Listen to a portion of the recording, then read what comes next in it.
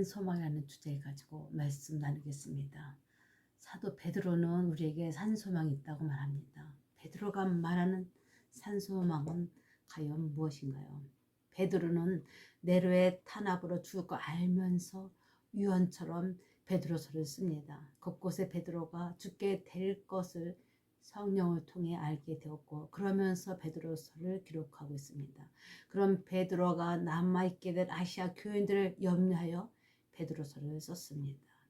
베드로 사도는 산 소망을 말하는데, 이 산 소망은 예수님이 죽은 자 가운데서 부활하심이라고 했습니다. 그리고 우리를 거듭나게 하는 것이라고 했습니다. 또 썩지 않고 더럽지 않고 쇠하지 아니하는 유업이 있는다고 했습니다. 그리고 이 유업은 우리를 위해 십자가에 친히 하늘에 간직하신다고 했습니다. 이는 엄청난 상급이지요. 이보다 더 좋은 상급이 어디에도 없을 것입니다. 무너지지 않는 권세가 없으면 우리는 역사를 통해서 알 수 있습니다. 로마의 도시도 지진으로 무너졌습니다. 또 베드로 사도는 산 소망으로 우리로 구원을 이루게 하시는 것이라고 했습니다. 그런데 이 구원을 이루기 위해서는 믿음이 있을 때 가능하다고 말합니다. 우리의 믿음이 있을 때 하나님의 능력으로 보호함을 받는 것이 산 소망이라고 말합니다. 이런 믿음의 확실함은 불로 연단하여도 없어질 금보다 더 귀한 것이라고 말합니다. 그렇게 될 때에 칭찬과 영광과 존귀를 얻게 되는 것입니다. 결과적으로 믿음의 결국은 영혼의 구원인 것입니다. 틸리키라는 신학자가 있었습니다. 그는 대학 시절 호흡장애 일으키는 갑상선종이라는 질병을 앓았습니다. 이 질병은 신진대사에 필요한 호르몬 티록신을 분비하는 갑상선에 생긴 혹으로 인해서 숨쉬기가 어려웠다고 합니다. 그래서 대학에서 철학과 신학을 공부하면서도 병원을 전전했습니다. 이 틸리케는 피조물로서는 정말 불안과 죽음을 체험하는 극심한 고통을 겪은 것입니다. 어느 날 신경 위축을 억제하는 약, 안정성과 실효성이 검증되지 않은 AT9을 한꺼번에 많이 먹어서 자신이 살던지 죽던지 모르겠다는 결단을 합니다. 그런데 깨어보니 병상 침대에 마주 서 있는 십자가에 달린 그리스도 예수님을 만나게 됩니다. 그는 자신을 어루만지는 손과 구원받았다는 느낌과 그리고 충만한 능력이 온몸으로 흐르는 것을 느꼈습니다. 이런 체험은 틸리케의 인생을 달라지게 합니다. 틸리케는 나치 시대 학자로 하이델베르크 대학 강당에는 나치를 옹호하는 제국 학생연맹 대표자가 하루 종일 총통과 나치를 위한 선전을 합니다.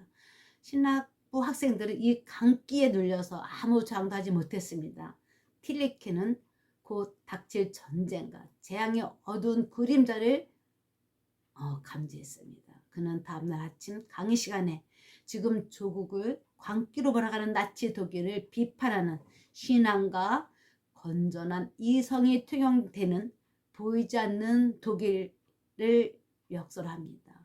이 시국 강의로 틸리케는 전임 강사에서 시간 강사로, 나중에는 해고 통보를 받고 나중에는 가택연금을 당하는 등 어려움을 겪게 됩니다. 그러나 그는 성령을 말하는 신학자가 되었습니다. 그는 십자가에 못 박힌 예수님을 만난 것입니다. 다시 사도 베드로로 돌아가 보겠습니다. 베드로의 산 소망에 대한 말들을 합니다. 베드로는 선지자들이 예언한 것들로 선지자들 속에 계신 그리스도 영, 그의 받으실 고난과 후에 받으실 영광을 미리 알렸다고 합니다. 그렇게 알게 한 것이 그리스도의 영이라고 말합니다. 그러니까 그리스도의 영, 예수님의 영을 통해서 예수님의 탄생 이전부터 예수님의 탄생과 죽음을 선지자들을 통해서 예언했다고 말한 것입니다. 그러면서 베드로는 다시 말합니다. 예수님이 돌아가심은 성도 여러분을 섬기기 위해서 돌아가셨다고 말을 합니다. 세상 모든 사람들은 자신의 영광을 위해서 수고하는 자가 많습니다만 예수님은 예수님 스스로를 위한 것이 아니라 모든 인간들을 섬기기 위해서, 즉 현대 성도인 당신을 섬기기 위해서 십자가에 돌아가셨다고 말합니다. 그러면서 그런 것을 어떻게 알았는지 베드로는 계시로 알게 되었다고 말합니다. 계시란 무엇입니까? 계시란 하나님에서 오는 지혜, 지식을 깨우쳐 보게 되는 것입니다. 베드로가 하나님으로부터 계시를 받아 알게 되었다고 고백합니다. 베드로는 하나님 말씀을 말함에도 베드로가 말을 하는 것이 아니라 하늘로부터 보내신 성령을 힘입어 말을 한다고 말합니다. 왜냐하면 성령이 베드로와 함께 하기 때문에 성령이 함께 하심을 고백하면서 성령이 알게 하시는 것을 말하는 것입니다. 베드로는 예수의 능력과 강림, 예수님이 다시 오심에 대해서도 말합니다. 베드로는 베드로후서 1장 16절, 17절에 다음과 같이 기록하고 있습니다. 우리가 예수 그리스도의 능력과 강림하심을 알게 된 것은 교묘히 만든 말이 아니고 우리가 친히 본 것이라고 말합니다. 그러면 그 본 것이 무엇인지 성경을 찾아보겠습니다. 예수님은 당신이 십자가에 못 박혀 돌아가실 것을 말하시고는 제자 3명을 데리고 산에 기도하러 가십니다. 마태복음 11장에 예수님은 베드로, 야고보, 요한을 데리고 따로 높은 산에 올라가셨을 때입니다. 예수님이 그들 제자 앞에서 변형되셔서 그 얼굴이 해같이 빛나며 옷이 빛과 같이 휘어졌다고 했습니다. 그때 모세와 엘리야가 예수님과 더불어 말하는 것을 베드로가 본 것입니다. 그래서 베드로는 우리가 여기 있는 것이 좋사오니 만일 예수님이 원하신다면 여기에 초막 셋을 칠 때 하나는 예수님을 위하여, 하나는 모세를 위하여, 하나는 엘리야를 위하여 초막을 짓자고 말합니다. 그렇게 베드로가 말할 때에 빛난 구름이 그들을 덮으면서 구름 속에서 이는 내 사랑하는 아들이요 내 기뻐하는 자니 너희는 그의 말을 들으라는 소리를 들은 것입니다. 이렇게 베드로서에 기록된 내용은 베드로가 직접 보고 들은 이야기 쓴 것입니다. 이렇게 베드로는 예수님의 제자로 예수님과 함께 있었고 그러면서 영광적인 예수님을 보았고 또 죽었다가 다시 사신 예수님을 본 베드로가 기록한 말씀입니다. 베드로는 이렇게 본 것을 말합니다. 그러면서 베드로는 우리에게 확실한 예언이 있어 어두운 데를 비추는 등불과 같다고 말합니다. 베드로에게 성령을 통해 알게 하는 예언, 성경 말씀은 어두운 데를 비추는 등불과 같다고 말합니다. 그러면서 날이 새어 샛별이 너희 마음에 떠오르기까지 너희가 이것을 주의하라고 말합니다. 여기에 샛별이 무엇입니까? 예수님을 가리키는 것입니다. 샛별에 대한 해석은 구약 등 말씀에 따라 의미가 다르지만 여기서는 예수님을 나타냅니다. 샛별이 너희 마음에 떠오르는 것에 대해 주의를 기울이라는 것입니다. 그럼 지금 대묻습니다. 성도 여러분, 당신 마음에 샛별이 떠오릅니까? 당신 삶 속에는 샛별이 있습니까? 우리 마음에 계속 샛별이 빛을 비추고 있습니까? 너희는 날이 새어 샛별이 너희 마음에 떠오르기까지 너희가 이것을 주의하라고 말씀하십니다. 여기에서 주의하라는 것은 이것은 무엇입니까? 이것은 성경의 모든 예언 말씀입니다. 이 예언은 사사로이 풀지 말라는 것입니다. 왜냐하면 성경은 사람의 뜻이 아니라 성령의 감동을 받은 사람들이 하나님께 받아서 쓴 것이기 때문이라고 말합니다. 베드로는 이 편지글을 쓰면서도 계시로 알게 해서 썼다고 합니다. 그러면 하늘로부터 보내신 성령을 힘입어 알게 됐다고 말합니다. 저도 설교를 쓰면서 기다린 내용이 무엇이겠습니까? 성령이 말하게 하는 말씀, 하나님이 전하고 싶어 하시는 말씀을 전하게 해달라고 기도하는 것뿐입니다. 그러나 저의 기도가 하나님 나라에 상대되었느냐는 또 하나의 문제입니다. 우리의 입은 도구여야 합니다. 성령을 통해 알게 하심을 전하는 도구여야 합니다. 이렇게 우리 믿음의 사람이 도구가 되는 것이 하나님의 뜻입니다. 사람들은 이런 자들을 조롱할 것입니다. 도구라니, 성령이 도구라니. 우리 다시 한번 되짚어 보겠습니다. 왜 우리가 도구여야 합니까? 우리는 하나님을 떠나면 죄가 우리 앞에 엎드려집니다. 당신의 삶을 돌아보십시오.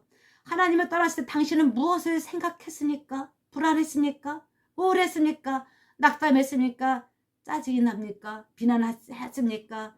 남을 용서하지 못하는 마음이 있었습니까? 음란했습니까? 교만했습니까? 자기 자랑들을 하지는 않았습니까? 유다서 1장 9절을 보면 천사장 미가엘이 모세의 시체에 관해서 마귀와 다투어 변론하였다고 기록하고 있습니다. 모세가 죽은 후에 이렇게 사탄이 모세를 정죄하는 것입니다. 우리 영혼을 사냥하러 몸부림치는 자가 바로 사탄입니다. 저의 간증도 그랬습니다. 제가 하나님 살아계시냐고 끈질기게 기도했을 때 심판대에 쓴 제 모습을 보여주었습니다. 그러면서 너로 인해서 실족한 사람이 얼마나 많은지 아느냐였습니다. 이는 제 성품의 변화가 필요한 것을 알게 하신 것입니다. 그런데 이게 쉽지만은 않다는 것을 압니다. 저는 이 문제를 깨야 합니다. 여러분, 우리 자신을 되돌아보십시오.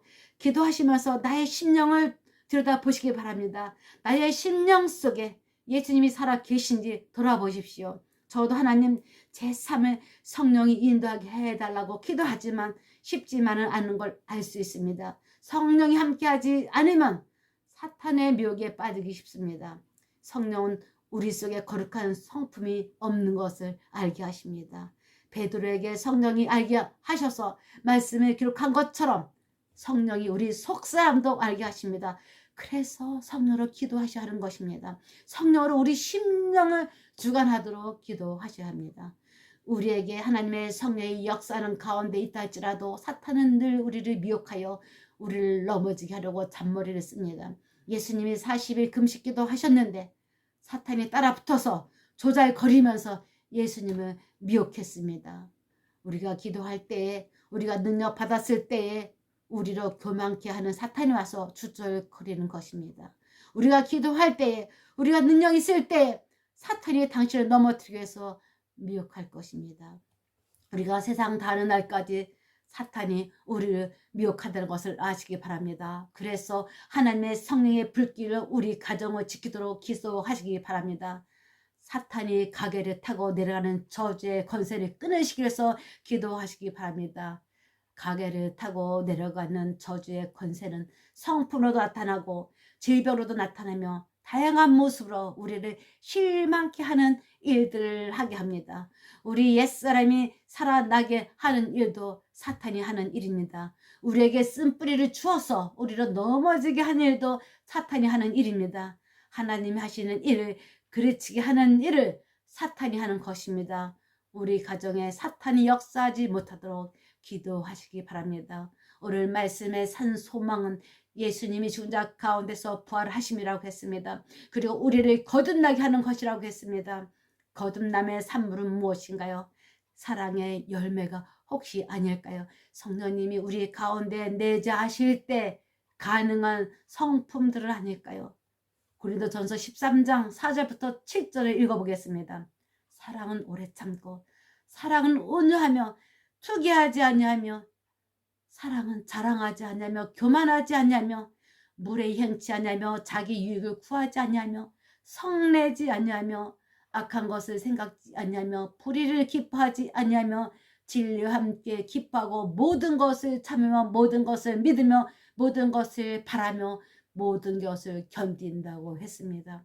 사실 우린 고린도전서 13장의 사랑을 지키십니까? 생각할 때마다 우리의 미흡함이 발견됩니다. 늘 죄짓게 빠른 저희를 발견합니다. 우리에게 성령이 함께 하셔서 어둠을 밝히시는 능력에서 마음의 샛별이 떠올라야 할 것입니다. 성령님 우리를 사랑의 열매로 만드시는 체험을 하셨으면 합니다. 베드로가 우리의 산 소망이 무엇이라고 했습니까? 그리스도의 죽으심은 예수님이 행하신 일입니다. 예수님의 죽으심은 예수님이 행하신 일입니다. 그런 내가 할 일의 산 소망은 거듭남입니다. 그리하였을 때 썩지 않은 유업을 받을 것이며 그리고 구원을 이루시는 것입니다.